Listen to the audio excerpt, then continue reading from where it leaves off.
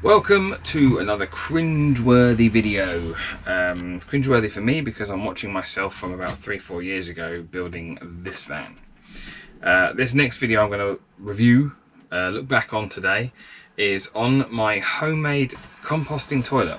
Now, at the time I was building this van, I had been watching a lot of van builds and came across a lot of vans using composting toilets. So, from my experience of the old LDV conversion we had, a cassette toilet, if you're wild camping, is really hard to find somewhere to empty unless you go on a campsite. A couple of times in Scotland we actually did go and dump it in the public toilets, which was gross and probably not the right thing to do. But we had no choice really without going onto a campsite, of which we couldn't find one with any space. So this van, seeing as it was built to be more off-grid living, I decided to put a composting toilet in. At the time, they were well over £1,000 for any decent one. So I thought, let's have a go at building my own one. Let's get into this, and I'll go into my thoughts at the end. Right, I just wanted to show my design for my composting toilet. So what I've got here is, this is just a cheap toilet seat from B&Q. And what I've done is taken off the blocks that the seat sits on. These did go on here. I've taken them off. There's now 2 hinges on there instead. And I bought this online. Looks a bit like a giant shiwi. This is where your number ones go, and that will screw onto there like that. I've trimmed one side down, in the middle of trimming the other side. My big blue bin here, that will sit in the middle there. That will be lined with a bin liner for our number 2s. One thing I would suggest, one thing I would suggest is don't use a bin liner, because they're not waterproof. I'll get more into that, reasons why you need it to be waterproof at the end. I've actually gone over to using rubble sacks. Like I said, at the end I'll explain more why. When you sit down, your number 2s will go here, your number 1s will go there. I've got another jug there for number 1s, which will go in the side here. That we never did. Pipe. We ended up using 5-litre jugs. And then my plan is for the other side to have media container, which in our case will probably be like wood shavings, like we get for guinea pigs and hamsters. Still use that. So I've still got a bit more building work to do with the framework here and on that side. Inside the cupboards, as I don't know if I've mentioned before, I've got 2 cupboards here, and there used to be 2 here. I've just gone down to 1. Inside these cupboards, which I've taken out that one, I won't show you that one. Inside these cupboards, these are lined with like PVC sheet, and I've got a couple of them over there. So my plan is to line the outside, the front, at least the front, if not all the way around the toilet with that, so it looks quite good. But that is my idea of saving a bit of money on, well, normally these composting toilets are about £1,000. So we'll see how this one works out. That's me pretty much finished for today. I've run out of long screws, so be a trip to B&Q tomorrow, probably ready for Monday. But this is what we're up to so far. So under there we got the blue bin at the back for your number 2s. It has got a name, I keep forgetting what it is. Let's call it a giant shiwi for now.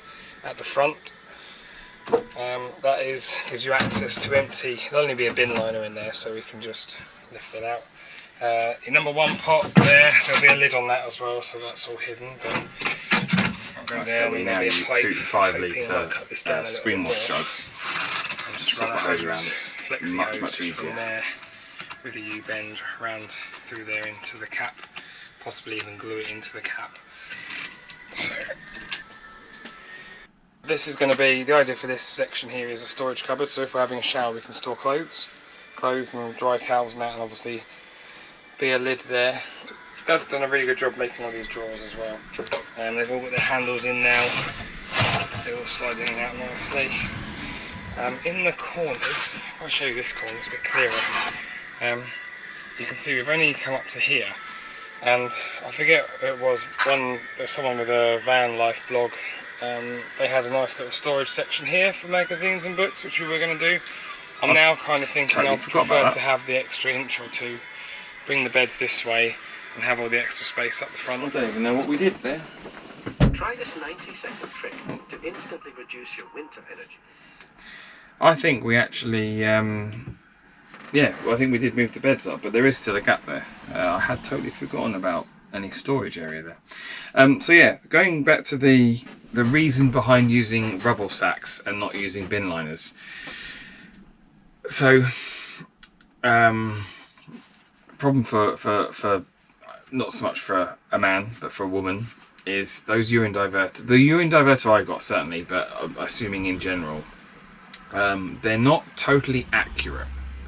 So occasionally you do get a bit of splash in the number 2 bin that needs to be kept fairly dry.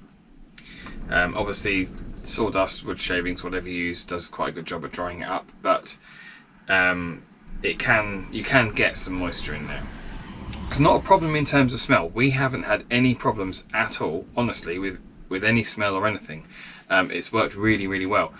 But when you go to lift the bag out, if the bag's not 100% waterproof, it leaks. You just get little drips. So this is why we've gone over to using rubble sacks. Now in the new build, I'm not decided yet whether I'm going to do a composting toilet again homemade, whether I'm going to fork out, I'd like to think they're not £1,000 and more, but whether I fork out to buy a composting toilet, or if we go to a cassette toilet. If it was still just Heather and I would definitely go for another composting toilet, probably another homemade one, version 2.0 if you like, just to improve whatever I can improve. The problem we've got is we have a pet human, and possibly in the coming years there could be another pet human. So I think a composting toilet could be tricky potentially for a child to use, or certainly the one we've got in here at the moment.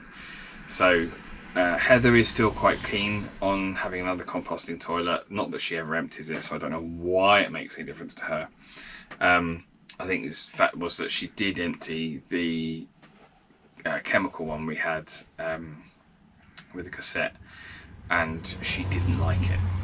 And I think although she never does it, she likes the idea of just carrying a bin liner out, or carrying a 5-litre jug with what looks like Coca-Cola. By the time that you've mixed you flush the number 1 with a little bit of water and vinegar mix. And I think, no one believes us when we say it doesn't smell, but honestly it doesn't smell. If you do the right, if you cover up your number 2s well enough. And like I say, we flush the number 1 with a mixture of vinegar and water. And I did actually buy some vinegar with lemon in it, so once we've used up the vinegar we got, we'll go to that, which will give more of a lemony scent in our bathroom. So yeah, let me know in your comments on composting toilets below, whether you would build another one, whether you'd buy one, or whether you would use a cassette toilet. And if you made it this far in the video, hit the like button and subscribe, and I'll see you next time.